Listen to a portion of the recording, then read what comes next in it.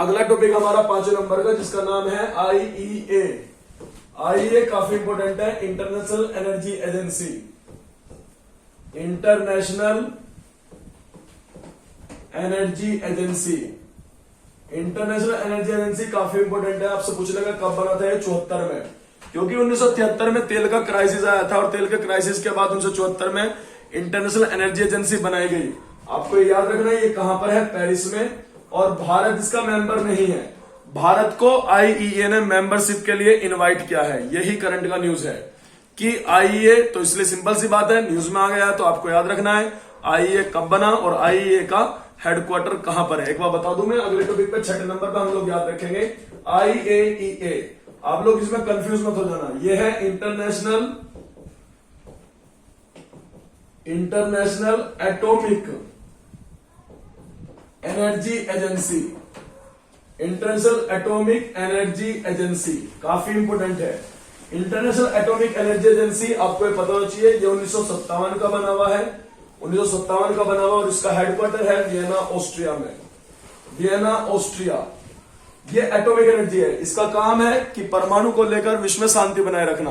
Dates why हम लोग IAEA को एटम फॉर पीस भी कहते हैं। आप लोग ध्यान रखिएगा कब बना? 1957 में और कहां पर है? वियना, ऑस्ट्रिया में। ये काफी इंपोर्टेंट है। यहां को इस एटॉमिक एनर्जी को लेकर मैं एक ऑर्गेनाइजेशन और बताना चाहता हूं, जिसका नाम है एनएसजी। एनएसजी, एनएसजी का मतलब है nuclear supplier group. Nuclear supplier group. और न्यूक्लियर सप्लायर ग्रुप जो है ये 1900, आपको पता होना चाहिए एनएसजी जो है, एनएसजी में आपको पता होना चाहिए कि 48 देश हैं। ये आपको याद रखना है। एनएसजी में न्यूक्लियर सप्लायर ग्रुप में भारत शामिल नहीं है, क्योंकि इस संगठन का जो भी देश शामिल हो, इस संगठन का जो भी देश सदस्य होगा वही किस देश में परमाणु पे काम कर सकता है, परमाणु पर मतलब परमाणु पर वो इन्वेस्ट कर सकता है। लेकिन भारत में जो है रूपपुर जो न्यूक्लियर पावर प्लांट है बांग्लादेश में, भारत वहां पर मतलब काम कर रहा है, भारत वहां पर इन्वेस्ट कर रहा है, भारत वहां पर बना रहा है। लेकिन रूपपुर परमाणु संयंत्र पर फिर भारत कैसे काम कर रहा है अगर वो एनएसजी का सदस्य नहीं है? तो आप लोग इतना याद रखोगे कि भारत रूस के लाइसेंस पर रूपपुर परमाणु संयंत्र पर काम कर रहा है। अगर आपसे पूछता है कि अगर स्टेटमेंट देता है कि भारत रूपपुर परमाणु संयंत्र बांग्लादेश में बना रहा है, बिल्कुल सही है। दूसरा, भारत एनएसजी का भाग है, ये गलत है। एनएसजी का भाग नहीं है। एनएसजी का बना 1948 में। न्यूक्लियर सप्लायर ग्रुप काफी इंपोर्टेंट है। Nuclear supplier group. अगले टॉपिक की तरफ चलते हैं। अगला टॉपिक हमारा 7वां, मार्तंड सूर्य मंदिर, Martand sun temple.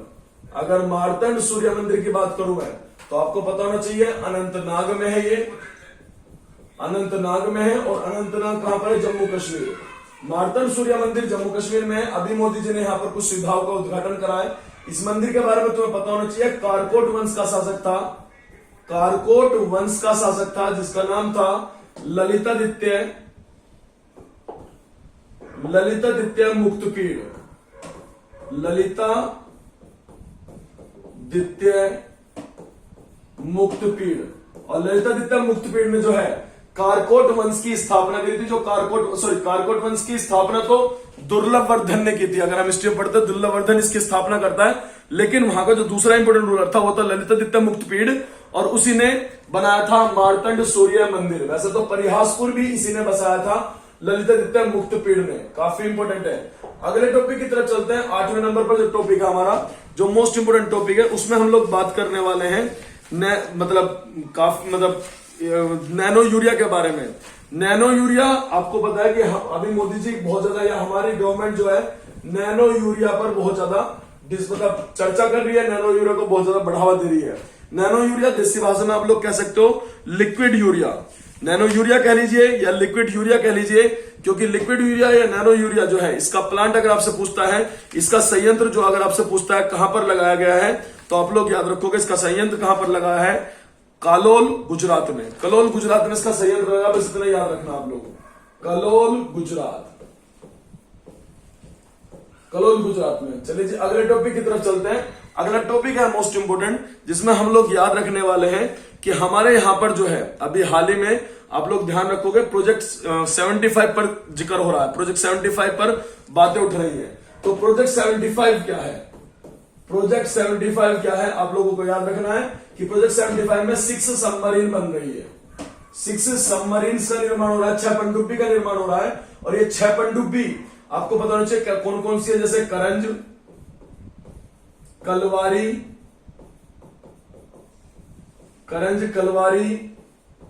खंडारी, Vagir, Vagsheer etcetera. बस आपका ना अगर पूछे प्रोजेक्ट 75 में कितनी सबमरीन बन रही है तो 6, और आपको बताना चाहिए कहां बन रही है, तो मझगांव डॉकयार्ड में। ये आपसे पूछेगा कहां बन रही है, मझगांव डॉकयार्ड, मझगांव डॉकयार्ड में। ये काफी इंपॉर्टेंट है। ऐसे ही प्रोजेक्ट 75 के अलावा मैं एक प्रोजेक्ट की बात करना चाहूंगा, जिस प्रोजेक्ट का नाम है प्रोजेक्ट 15B। 15B भी इसी तरह का प्रोजेक्ट है, लेकिन यहां पर आपको बताना चाहिए 4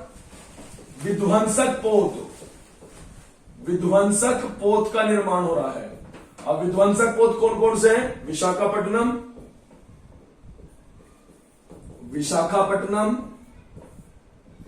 उसके अलावा आपका इंफाल, मतलब INS इंफाल, सूरत और मुर्मुगांव। लेकिन तो ये पता होना चाहिए कहां बन रहे हैं, ये भी मझगांव डॉकयार्ड में बनाए जा रहे हैं, मझगांव डॉकयार्ड। ठीक है जी, ये आज के 10 टॉपिक्स हैं जो काफी इंपॉर्टेंट है। काफी शॉर्ट में आपको ये बताया मैंने, काफी आपकी मदद कर सकता है एग्जाम में। तो आप लोगों को अगर वीडियोस अच्छी लग रही है, आपको शेयर करते रहिए, सब्सक्राइब करते रहिए। Thank you.